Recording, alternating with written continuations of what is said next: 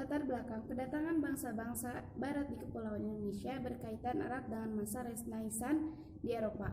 Gerakan Renaissance pertama lahir di Italia pada abad ke-14 yang kemudian menyebar ke seluruh Eropa. Pada periode ini, para pemikir mulai bebas bereksplorasi dan membuka ide-ide lama yang ditinggalkan oleh bangsa Yunani dan Romawi. Perkembangan ilmu pengetahuan pada masa Renaissance inilah yang mendorong bangsa Eropa melakukan penjelajahan hingga sampai ke Indonesia. Latar belakang Indonesia yaitu Renaissance diantaranya: 1. Jatuhnya Konstantinopel ke tangan Turki Utsmani.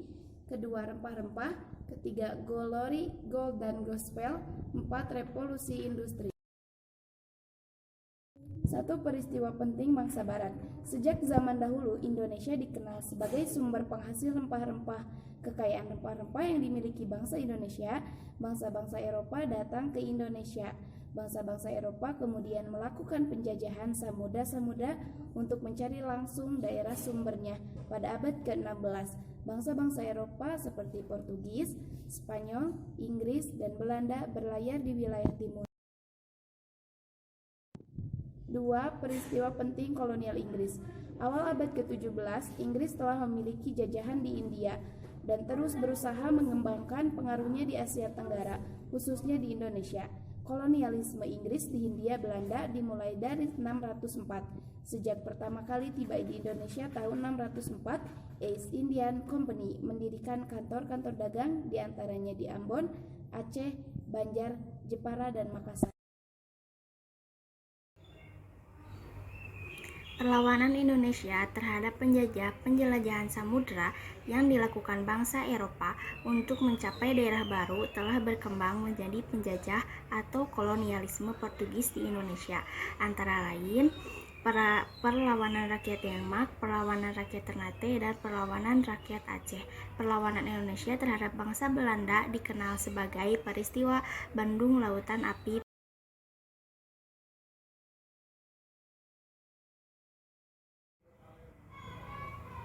Peristiwa kebakaran besar yang terjadi di Provinsi Jawa Barat sebanyak 200.000 penduduk Bandung membakar rumah mereka dan meninggalkan kota dan menuju pegunungan di daerah selatan Bandung.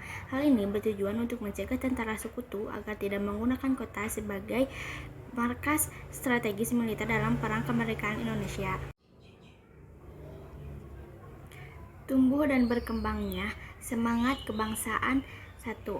Masa pergerakan nasional. Pergerakan nasional adalah perjuangan Indonesia. Masa pergerakan nasional diadakan menjadi 3, yaitu masa awal pergerakan nasional, masa radikal, dan masa moderat.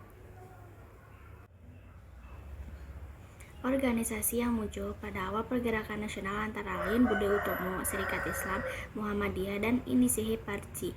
Organisasi yang muncul pada radikal antara lain Perhimpunan Indonesia, Partai Komunis Indonesia, Nahdlatul Ulama, dan Partai Nasional Indonesia. Organisasi yang muncul pada masa moderat antara lain Partai Indonesia atau PNI Baru, Partai Indonesia Raya, Gerakan Rakyat Indonesia, dan yang kedua, Sumpah Pemuda. Para pemuda yang bergabung dalam organisasi pemuda mendambakan adanya persatuan nasional di kalangan para pemuda.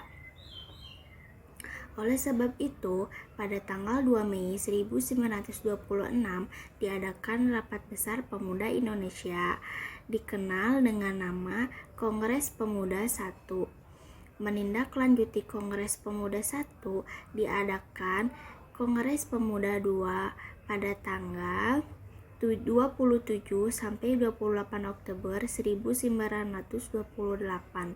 Kongres Pemuda II menghasilkan keputusan sangat penting dalam sejarah kehidupan bangsa Indonesia, yaitu Sumpah Pemuda.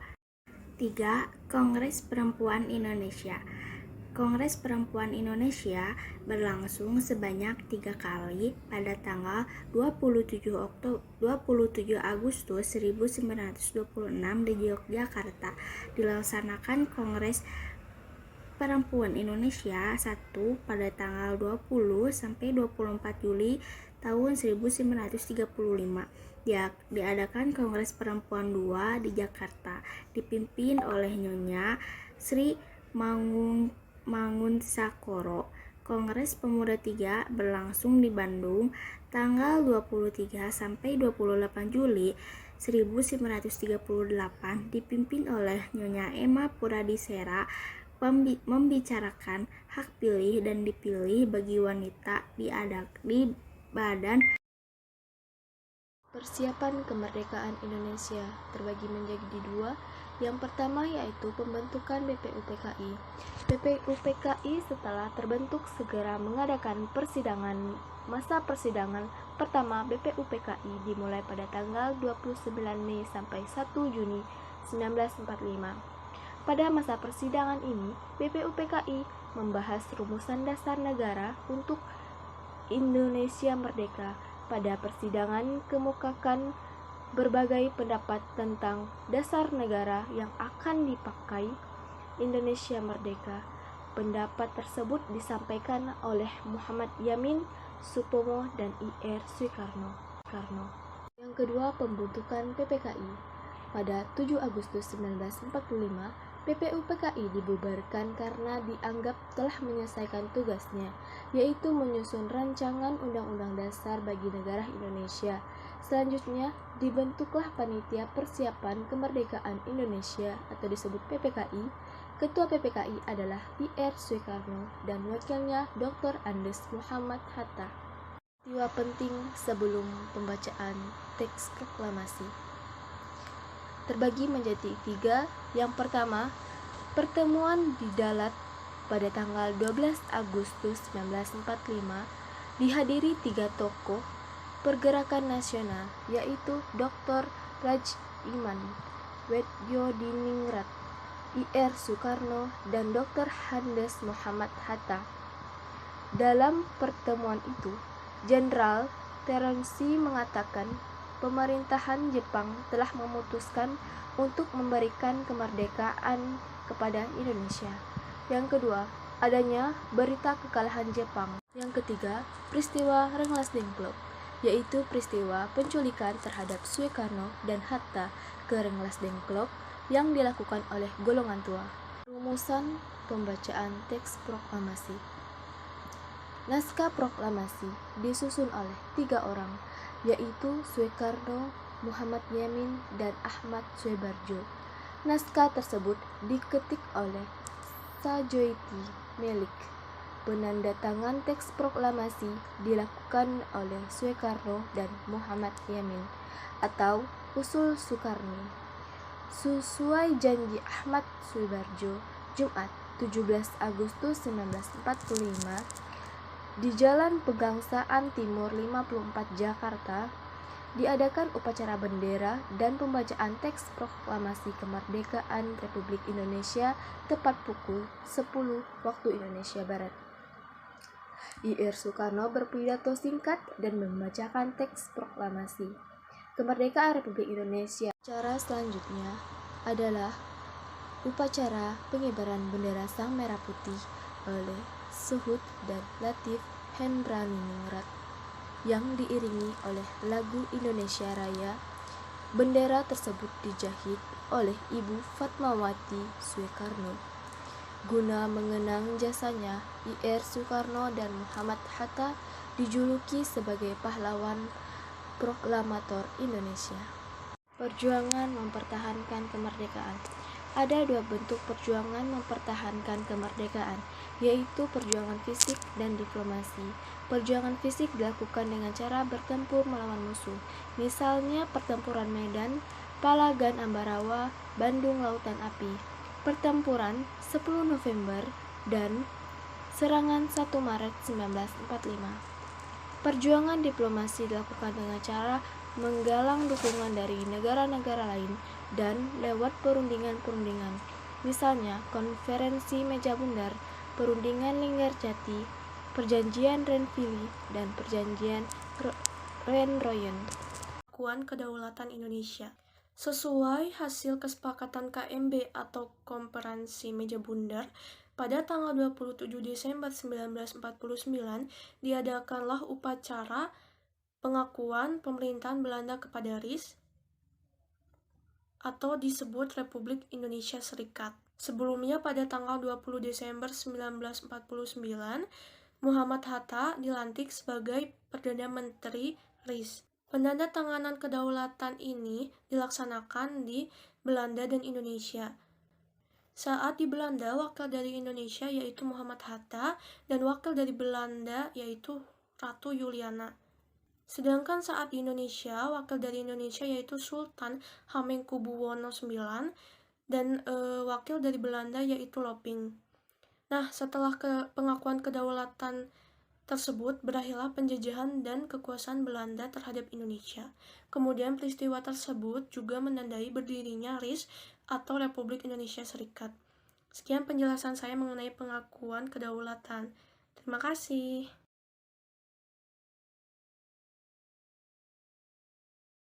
Yang masih harus diselesaikan oleh pemerintah RIS pada awal tahun 1950-an adalah reorganisasi dalam tubuh Angkatan Perang. Selain harus mengatasi masalah tersebut, Kabinet RIS di bawah Hatta juga dihadapkan pada masalah inflasi dan defisit dalam anggaran belanja. Pemerintah Kabinet RIS yang dibentuk tanggal 20 Desember 1949 harus mengatasi kebobrokan bangsa akibat perang, kemerdekaan, dan berbagai masalah nasional lainnya seperti menyelesaikan sengketa Irian Darat.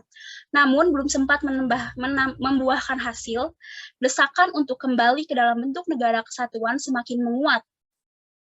Akhirnya, Kabinet RIS di bawah pimpinan Dr. Hannes Muhammad Hatta resmi dibubarkan pada tanggal 17 Agustus 1950.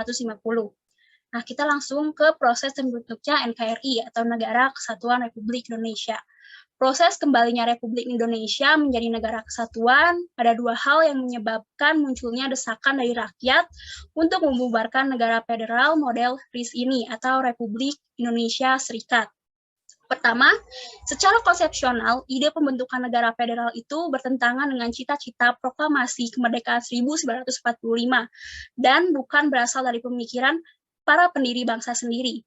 Kedua, di lingkungan negara-negara bagian sendiri, muncul gerakan pro-republik yang berhasrat menegakkan kembali negara kesatuan Republik Indonesia. Pada tanggal 8 Maret 1950, pemerintah RIS mengeluarkan Undang-Undang Darurat Nomor 11 Tahun 1950 tentang tata cara perubahan susunan kenegaraan RIS. Sampai dengan tanggal 5 April 1950, negara-negara bagian membubarkan diri sehingga RIS tinggal terdiri atas Republik Indonesia atau RI, Negara Sumatera Timur atau NST, dan Negara Indonesia Timur atau NIT. Kesepakatannya adalah kedua negara bagian itu menyerahkan mandatnya kepada Perdana Menteri RIS, yaitu Dr. Hannes Muhammad Hatta tanggal 12 Mei 1950. Lahirnya NKRI. Pada tanggal 19 Mei 1950, dilaksanakan perundingan antara RIS dengan RI untuk membentuk negara kesatuan. Realisasi pembentukan negara kesatuan akhirnya terlaksana dengan ditandatanganinya Piagam Persetujuan antara RIS dan RI. Isinya antara lain, kedua pemerintah sepakat untuk membentuk negara kesatuan sebagai penjelmaan Republik Indonesia berdasarkan proklamasi 17 Agustus 1945. Untuk menindaklanjuti piagam tersebut, RIS dan RI sepakat membentuk panitia gabungan yang bertugas menyusun rancangan Undang-Undang Dasar Negara Kesatuan. Setelah bekerja 2 bulan lamanya, panitia tersebut menyelesaikan tugasnya pada tanggal 12 Juli 1950. Bahan-bahan mengenai undang-undang tersebut diambil dari UUD 1945 dan Konstitusi RIS. Rancangan UUD Negara Kesatuan itu kemudian dibahas di masing-masing DPR dan yang selanjutnya bisa diterima baik oleh Senat Parlemen RIS maupun KNIP. Setelah disetujui oleh Badan Pekerja KNIP di Yogyakarta tanggal 12 Agustus 1950, Parlemen dan Senat RIS pun mengesahkan rancangan Undang-Undang Dasar Sementara Republik Indonesia. Akhirnya, tanggal 15 Agustus 1950, Presiden Insinyur Soekarno menandatangani rancangan Undang-Undang Dasar tersebut, yang selanjutnya dikenal dengan nama Undang-Undang Dasar Sementara Republik Indonesia 1950 atau UUDS 1950. Pada hari itu juga, dalam rapat gabungan Parlemen dan Senat RIS, Presiden RIS, Insinyur Soekarno membacakan piagam terbentuknya NKRI atau Negara Kesatuan Republik Indonesia. Yang selanjutnya ada kegiatan positif dalam mengisi kemerdekaan Indonesia. Dalam mewujudkan rasa syukur atas kemerdekaan Republik Indonesia, warga negara dapat melakukan berbagai hal seperti mensyukuri nikmat kemerdekaan dengan jalan mengisi kemerdekaan sesuai dengan kemampuan, keahlian, dan keterampilan masing-masing. Menghormati dan menghargai jasa-jasa para pahlawan, pejuang bangsa dengan cara meneruskan amanat, cita-cita, perjuangan bangsa, memelihara dan menjaga persatuan dan kesatuan bangsa dengan jalan meningkatkan sikap toleran dan kerjasama antar warga masyarakat, menjaga keutuhan dan kedaulatan bangsa dengan cara rela berkorban demi kepentingan bangsa dan negara, serta kesiapan dalam rangka bela negara, dan meningkatkan kemandirian bangsa dengan jalan perkuat sendi-sendi peri kehidupan bangsa di segala bidang. Generasi milenial merupakan agen perubahan yang memiliki tanggung jawab melanjutkan perjuangan kemerdekaannya. Demi mempertahankannya, cara mengisi kemerdekaan bagi generasi milenial yaitu belajar dengan sungguh-sungguh, mengikuti upacara dengan hikmat, menciptakan kondisi masyarakat yang aman dan saling toleransi, meningkatkan penguasaan ilmu pengetahuan dan teknologi untuk membangun bangsa Indonesia, dan meningkatkan pembangunan di segala bidang dan merata di seluruh daerah Indonesia. Nah, sekian dari saya. Terima kasih.